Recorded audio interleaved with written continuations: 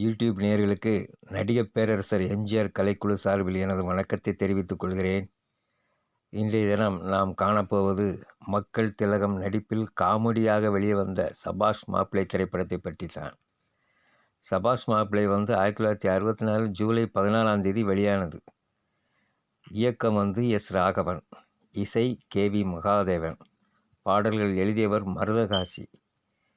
பாடல்கள் அத்தனையும் அற்புதமாக இருக்கும்.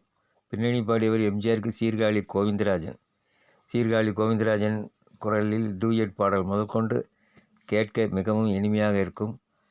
படம் வெளியாகி ஆரம்பத்தில் மக்கள் எம்ஜிஆர்ட்டேருந்து இப்படி ஒரு படத்தை எதிர்பார்க்கல. எம்ஜிஆர்ட்ட ஆக்ஷன் படங்கள் தான் நிறையா வரும். ஆக்ஷன் ஓரியன்ட் சண்டை காட்சிகள் இருக்கும், துப்பறிகிற படமாக இருக்கும். ஆனால் முதல் காமெடி, முழு நீள காமெடி நடித்தது சபாஷ் மாப்பிள்ளையில் தான். இந்த படத்தின் தயாரிப்பாளர் ராகவன், அவருடைய மனைவி தான் மாலினின்னு நினைக்கிறேன். மாலினி தான் ஜோடி இந்த படத்தில். மாலினி எம்ஜிஆருக்கு ரொம்ப பொருத்தம்னு சொல்ல முடியாது, இருந்தாலும் ஒரு ஃபேமிலி கேர்ளாக வருவாங்க. நல்லா தான் நடிச்சிருப்பாங்க. படம் நல்லா தான், ஓரளவு நல்லா நடிச்சிருப்பாங்க. பாடல்கள்லாம் மிகவும் சிறப்பாக அமைந்தது. காமெடியில் நம்ம மும்பையில் ஷூட்டிங் ஒரு சண்டை காட்சி வேறு. இவர் சினிமா நடிகர், அவர் ஒரு எம்ஜிஆர் சண்டை காட்சியில் தூள் எழுப்புவார். மும்பையில் அவர் நடந்து போகும்போது எடுத்த இது ஃபோட்டோஸ். சபாஷ் மாப்பிள்ளையில் காமெடியில் சும்மா எம்.ஆர். ராதாவும் எம்ஜிஆரும் கலக்குன்னு கலக்குவாங்க. எப்பா வயிறு புண்ணாயிரும். அது காமெடி காட்சி மட்டும் இல்லை, சோக காட்சிகளும் நிறைய இருக்கும் இந்த படத்தில். சோக காட்சிகளும் எம்ஜிஆர் பணத்துக்காக கஷ்டப்படுற காட்சிகள் நிறையா இருக்கும். கடைசியில் எல்லாம் சுபமாக முடியும். அத்தனையும் எம்ஜிஆர் மிகப்பெரிய கோடீஸ்வரனாக காமிச்சிருப்பாங்க. இதெல்லாம் இவர் உழைத்து சம்பாதிக்க வேண்டும் என்ற ஒரு கருத்து, நல்லது ஒரு கருத்தை சொல்கிறதுக்காக இந்த படத்தை எடுத்திருக்காங்க. எவ்வளவு தான் பணம் இருந்தாலும் அதை உட்கார்ந்து திங்கக்கூடாது, நம்ம சம்பாத்தியம் பண்ணி தான் சாப்பிடணும் அப்படிங்கிற ஒரு உயர்ந்த கருத்து. இந்த பாடல் மாப்பிள்ளை வராரு, கோட்டு சூட்டு மாட்டிக்கிட்டு அப்படின்னு வரும் இந்த பாட்டு. இந்த பாட்டில் எம்ஜிஆருடைய டான்ஸை பார்க்கணும், அதுவே காமெடியாக இருக்கும். ரெண்டு பேரும் எம்ஜிஆர் மாலினியும் அந்த காமெடியை வச்சுக்கிட்டு ஒரு டான்ஸ் நல்லாயிருக்கும். அப்புறம் இந்த பாடல் சொந்தம் என்பது என்னை கேட்டால் நான் என்ன சொல்வதுன்னு வரும் இந்த பாட்டு. இந்த பாட்டும் எம்ஜிஆருக்கும் மாலினிக்கும் நல்லாயிருக்கும் இந்த பாட்டு. இந்த படத்திலே நல்ல ஹிட்டான பாட்டு இந்த பாட்டு. இது யாருக்கு யார் சொந்தம் என்பது. ஆமாம், இதுக்கு அடுத்த பாட்டு பார்த்திங்கன்னா, இதுக்கு அடுத்த பாடல் ஒரு சோக பாடல்னால் நம்ம அந்த படத்தின் டைரக்டரே ட்ரெயினில் பாடிட்டு போவார். வெள்ளி பணத்துக்கும் தங்க குணத்துக்கும் வெகு தூரம், நல்ல குணத்துக்கும், வெள்ளி பணத்துக்கும் நல்ல குணத்துக்கும் வெகு தூரம்னு வரும் இந்த பாட்டு. அவர் பாவம் டைரக்டர்.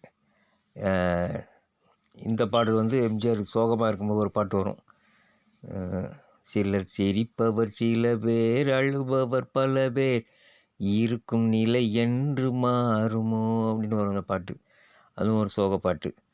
அடுத்த அந்த பாட்டு எம்ஜிஆர் குழந்தைய வச்சுக்கிட்டு, எம்ஜிஆர் மும்பையில் பணம் சம்பாத்தியம் பண்ணிட்டு வரும்போது பணத்தை யாரோ அடிச்சிடுவாங்க. அதுக்கப்புறம் இவர் வீட்டுக்கு வரும்போது மனைவி பாடிக்கிட்டு இருப்பாங்க. குழந்தைய பார்க்க வருவார் எம்ஜிஆர். முத்து போலே தங்க கொத்து போலேன்னு வரும்.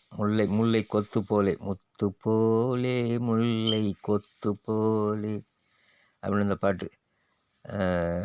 இந்த பாட்டும் ஒரு அருமையான பாடல். சீர்காழி கோவிந்தராஜன் தான் எம்ஜிஆருக்கு எல்லா பாடல்களும் குரல் அவர் தான்.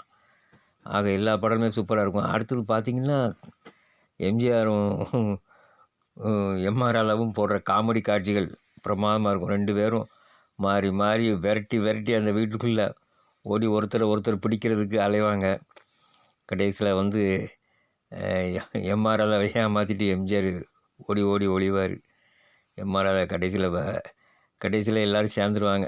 இவர் பணக்கார மாப்பிள்ளை அப்படின்னோடனே எம்ஆர் ராதாவுக்கு ஒரே சந்தோஷம். சரி மாப்பிள்ளை அப்படின்னோடனே நான் வந்து எதுக்காக இவ்வளோ கஷ்டப்பட்டீங்கன்னு கேட்டேன். நான் இதுக்கு தான் நான் சம்பாத்தியம் பண்ண எனக்கு அவசியம் இல்லை, இருந்தாலும் உழைத்து வாழ வேண்டும் அப்படிங்கிறதுக்காக தான் நான் என்னுடைய சம்பாத்தியத்தில் நான் வாழணும்னு நினச்சி தான் நான் போனேன் அப்படின்னு சொல்லும்போது, என்னுடைய சொத்துக்களை ஃபுல்லாக ஏழைகளுக்கு கொடுக்குறேன் அப்படின்னோடனே சபாஷ் மாப்பிள்ளை அப்படிம்பார் அவர். அப்படியே எம்ஆர் ராதாவை தூக்கி வச்சு எம்ஜிஆர் இது பண்ணுவார். அந்த நேரத்தில் இந்த படம் வந்து வெளிவந்தது மெட்ராஸில் 4 தேட்டரில் வந்துச்சு. பாரத், மகாலட்சுமி, ராம்னு வரும் நினைக்கிறேன். 4 தேட்டரில் வெளிவந்துச்சு. 4 தேட்டரில் வெளிவந்து படம் வந்து வந்த அன்னைக்கு சரியான கூட்டம் அந்த படத்திற்கு. சென்னையிலும் சரி எல்லா ஊர்லேயும் நல்ல கூட்டம். ஆனால் படம் எதிர்பார்த்து போன படம் வேறு, இவங்க படம் காமெடியாக இருந்தவுடனே இவங்க அதிர்ச்சி ஆகிட்டாங்க. அதனால் வந்து படம் வெளியே வந்தோடனே நான் எதிர்பார்த்த மாதிரி இல்லைன்னு சொல்லி அப்படி போயிட்டாங்க. இருந்தாலும் இந்த படம் வந்து 70 நாள் வரைக்கும் ஓடிச்சு. சென்னையில் 50 நாள் தான், மற்ற ஊர்களில் 70 நாள் வரைக்கும் ஓடிச்சு. 70 நாள் வரைக்கும் ஓடி நல்ல வெற்றியை பெற்ற படம். ஆமாம், இந்த படம் வந்து பிளாசா, பாரத், மகாலட்சுமி, ராம் ஆக 4 தேட்டரில் ரிலீஸ் ஆச்சு. வந்த அன்றைக்கி பாருங்களேன், அன்றைக்கி பேப்பர்லேயே செய்தி வந்துச்சு, சபாஷ் மாப்பிளே அப்படின்னு. மழைக்கு நடுவே பார்க்க ரசிகர்கள் கூட்டம் அதிகமாக இருந்துச்சான். சரி நேயர்களே, இந்த சபாஷ் மாப்பிளையை பற்றி நம்ம பார்த்துட்டோம். அடுத்த பதிவில் வேற ஒரு படத்தை பற்றி பார்க்கலாம். அது பிறகு விடைபெறுகிறேன். நன்றி, வணக்கம்.